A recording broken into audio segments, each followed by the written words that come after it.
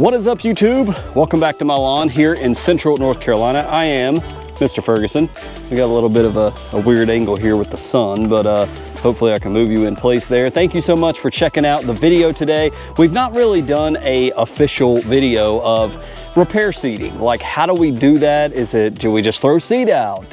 Is there a method? Is there a best practice on how to really fix sketchy areas in your lawn? We've not really had a guide. I think most people know how to do this, but thank you for checking out the video anyway. So as you saw in the very beginning, we had a ton of leaves, as most of you probably have around the nation as well. Tons of leaves in the yard, and now they are gone. Man, it just looks beautiful to, as you may have seen, I started hand raking because I do enjoy just good old-fashioned hand raking and just doing it the old-fashioned way, taking my time, enjoying being outside. But that was a little slow. And being that we are still dry, we've not had tons of wetness, and it is very dry at my lawn. We went ahead and with the blower, the leaves are dry, and it was pretty good. So of course, we never get every single leaf out of the way, but we want to prepare the ground for receiving a little bit more seed. And this will be the final time I do a quote seeding in my lawn. This is it, like, because we're in November, we're almost in Thanksgiving, even though we'll probably continue to grow, looking at the weather until maybe December, mid-December. It just depends. The weather's constantly changing. But today we're going to be in upper 60s, mid 60s. Tomorrow and Sunday, or excuse me, Friday, Saturday, I believe even into Sunday, we're going to be mid 70s. It's crazy. It's just absolutely crazy, the weather, how it changes. And many of you were talking about that. We had the cold snap where it was like 28 degrees in some places, and now we're in Gulf weather again. It's just, it's wild. The weather is just wild. So as we mentioned in the last video, for those that saw it, I did reorder again. This is what we planted on the day I did the big day, my overseeding day, which was the 5th of September. I don't know why I can remember it this year, but we started in early September. We had a cool down similar to this cold streak we've had. Now we're warming back up. We had a cool down from summer, planted, and then temps kind of warmed, and we just didn't have rain, and we lost some of our overseed grass. Well, we put this bad boy right here down, and this is Mountain View Seed Sun and Shade Mix. Why do you use Sun and Shade Mix? Well, I like to tell people on my channel, I've learned in my lawn, in my opinion, that I don't think GCI is perfect everywhere I go. And I think that's true for most of you. Even Mr. Blake, we've had that conversation one-on-one in his lawn, where just because you use one type of seed and you put it everywhere doesn't mean it's going to look awesome everywhere. The ground is different, the shade is different, the trees are there. Some places don't have trees, some places are full sun. Seed is going to do better, different cultivars do better in different areas. So I noticed after the first couple years that in my back section of my lawn, for those that are new to my channel, and maybe it's the first year or first season you've ever watched me, in the back section of my lawn against the tree line, that's where I would notice a lot of early changes in the lawn in the spring seasons. And so what I mean by that, I don't think I have pictures, but I noticed a thinning of the grass. We did Jonathan Green back here. Well, the first couple years we did GCI Turf Type Tall Fescue. It was a different blend. Then we did Cool Blue, which obviously has Kentucky Bluegrass, which with the lack of water here, there's no way I can maintain that on city water. So we went back to GCI Turf Type Tall Fescue. We did some Spreader Elite GCI in here, but I took some Jonathan Green, I think Sun and Shade or Dense Shade Mix, put that back there, and it looked absolutely phenomenal. The Jonathan Green looked gorgeous, and it will look gorgeous in the fall. When we planted it, our GCI came up all through these areas right here, and in these back sections, kind of like right here backwards, it just looked, it was really dark. And the marketing from Jonathan Green on that is true. It was a darker green where it didn't need fertilized like some of the GCI. The GCI, when you add fert, it looked as dark as the Jonathan Green did naturally. And if you know anything about the Black Beauty, that's where it got its name. When they saw this cultivar, or this type of tall fescue come up in the sod farm, they called it Black Beauty because it was dark naturally.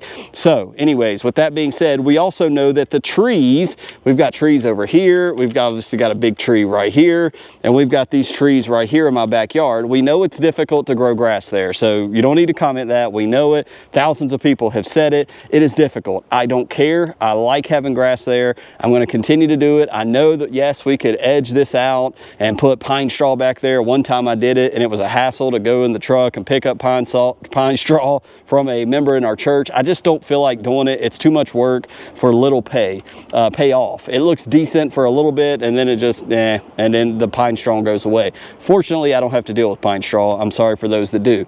So we planted this, coming back over here, we planted this Mountain View seed, which is the same type of cultivars in GCI turf type tall fescue. It's just it's Mountain View seed in a bag. I bought this at Home Depot. It cost me about $15, and it's 3 pounds. We kind of went over the label last time, talked about this is 3 pounds.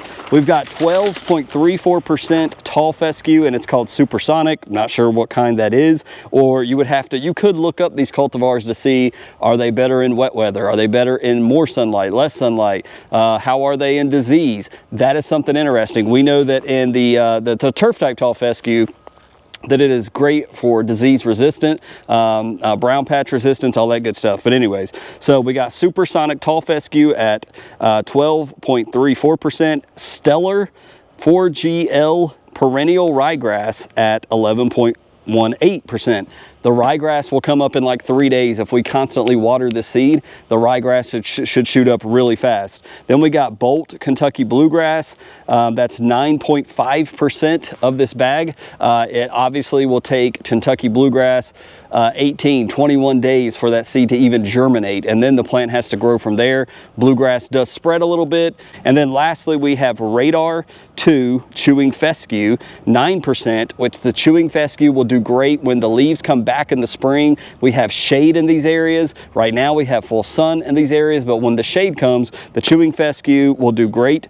And then Firecracker GLS Tall Fescue, that is a laterally spreading firecracker, which I also believe is in the GCI mix. That's at 4.8%. So you have 4.8% of the laterally spreading tall fescue. So 2 different types of tall fescue, a ryegrass, a bluegrass, and a chewing fescue, all in one bag. 3 pounds. I'm going to put all 6 pounds because I have 2 bags here. And so the purpose of this video is we've cleared our leaves out. Now we're literally just going to go and spread this on the edge, and I'll just put the clips of me spreading it here while I finish off this video. So we're literally going to spread this out on the edge of the tree line where the shade will come in. That is the goal. That is the idea. Don't really necessarily want this in the middle of the lawn because the middle of the lawn doesn't get shade. It gets full sun all the time.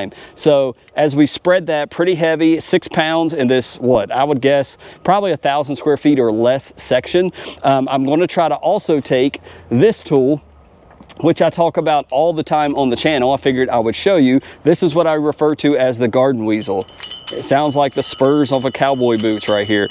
This is a cheaper version. This is the Fiskars telescoping rotary cultivator. I call it the garden weasel. It is adjustable, and sometimes that can be annoying because it'll shorten up and you got to keep fixing it. The garden weasel fixed handle may be better if you're going to order one of these. I use this every single planting season over and over and over again. It is wonderful. You need to have this as a DIY homeowner. Highly recommend you have one of these. There is no question about that.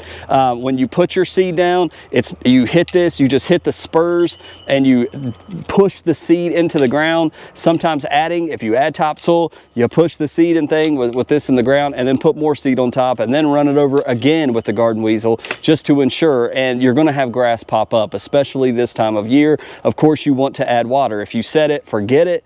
When you come back, if you remember where you did it, yes, you're going to see grass, probably more than likely, but garden weasel or something similar cultivating tool is a must-have in a DIY lawn. So why I'm showing you this is once we spread all of the seed from this tree over here, pretty much over here in front of the shed, even though I don't care because we're constantly pulling the mower out in front of my shed and it's just going to destroy that grass anyway. There's no point in planting grass in front of my shed. I tried rocks and it just kind of withered away. We would have to refresh that either year, so I kind of gave up on that as well.